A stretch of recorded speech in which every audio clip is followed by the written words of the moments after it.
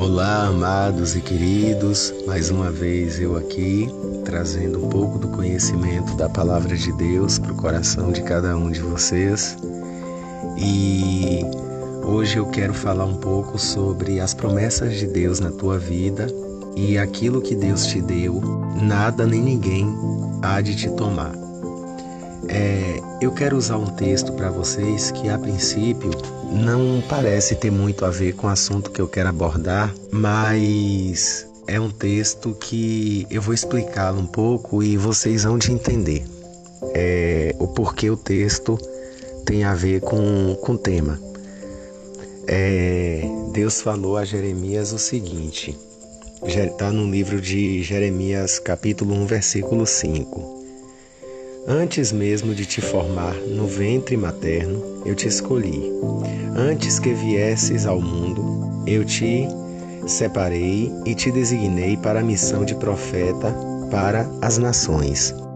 Aqui é o Senhor Deus falando para Jeremias, o profeta Jeremias, né? Todos nós conhecemos, escritor de 2 livros na Bíblia, Jeremias e Lamentações. Então, quando o Senhor Deus fala para ele que o escolheu desde o ventre da mãe para ser profeta, essa fala de Deus, essa designação de Deus ao profeta Jeremias, não se aplica somente a Jeremias.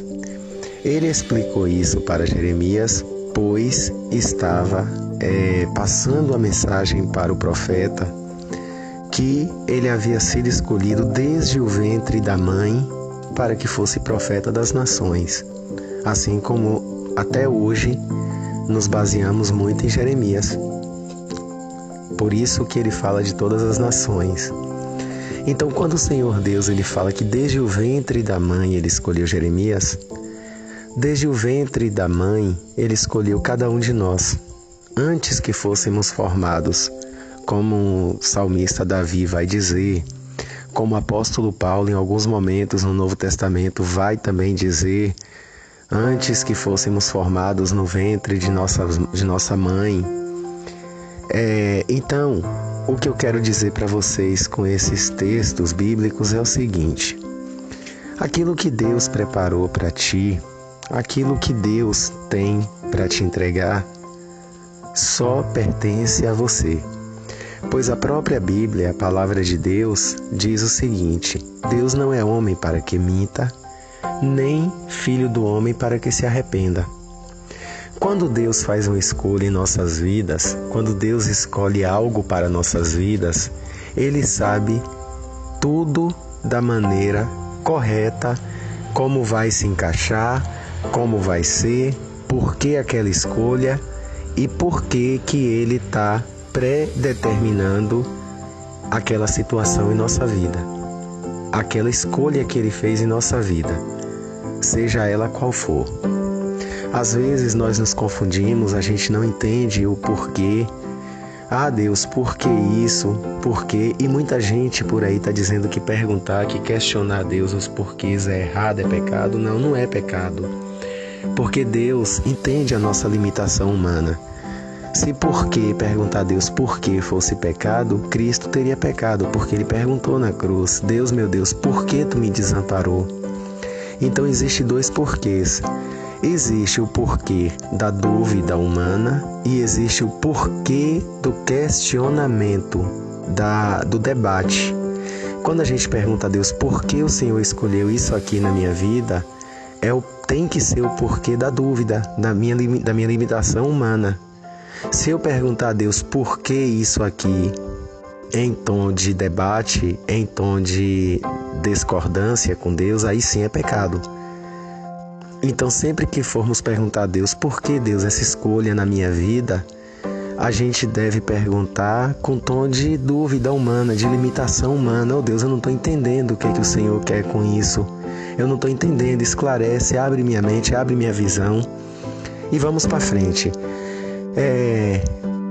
Quando a gente fala que eu já vi várias vezes isso acontecer, de algumas pessoas chegarem para outras e falarem o seguinte: Deus tem um plano na sua vida e Deus está preparando uma bênção para você. Amados, que Deus é esse que te conhece antes que tu fosse gerado no ventre da tua mãe, tem necessidade de estar preparando uma bênção para você. Deus não está preparando uma bênção para você. Deus está lhe preparando para a bênção que Ele tem preparada para ti. Primeiro Deus tem a bênção, depois Deus te prepara. A exemplo, o Jardim do Éden.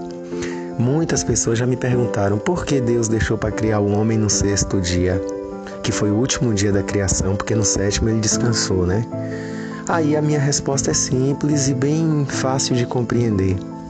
Por que Deus deixou para criar o homem no último dia? Quando uma mulher engravida, quando a mãe engravida, ela primeiro, antes dela ganhar o filho, dela dar à luz, ela prepara o quarto, ela pinta o quarto, ela compra o berço, compra o enxoval, deixa tudo prontinho para quando aquela criança chegar, está tudo pronto. Então por isso que Deus criou por último o homem. Ele deixou o lar, o habitar do homem pronto, lá no Éden, para depois criar Adão. Simples de entender. A mesma coisa são as bênçãos. Deus primeiro, Ele cria a bênção antes que a gente nascesse. Para vocês verem aí no texto, Jeremias tinha chamado de profeta. Deus já tinha preparado e avisa para ele: antes que tu fosse formado no ventre da tua mãe, eu já te escolhi como profeta para todas as nações. Então Deus não tem necessidade de estar preparando uma bênção para você. Deus não é engenheiro, Ele é o construtor do universo. Porque uma bênção demoraria tanto para Ele preparar? Então aquilo que é teu já está preparado. Deus está te preparando, me preparando para alcançarmos aquilo que Ele designou para nós.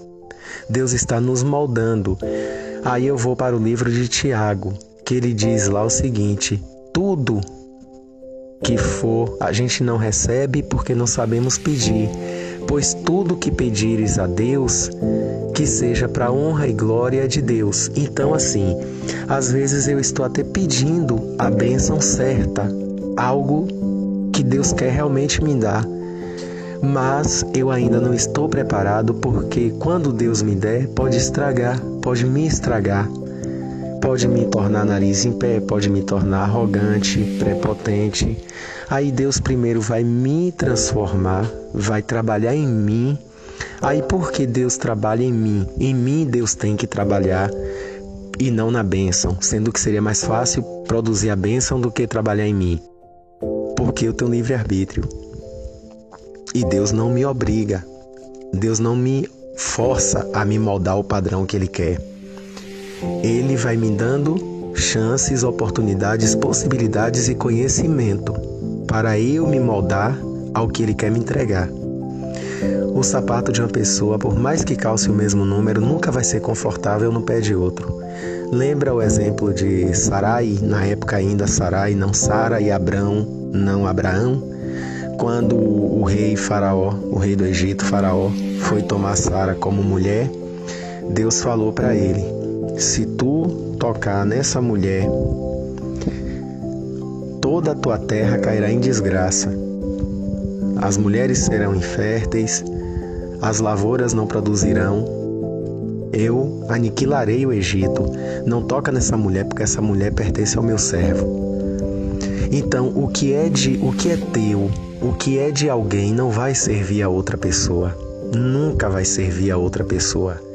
Então, Deus vai nos preparar, porque temos livre-arbítrio. Ele vai trabalhar no nosso livre-arbítrio, nos orientar, nos deixar prontos, preparados, para que não nos corrompamos quando Ele finalmente nos entregar a bênção que Ele tem escolhida para nós.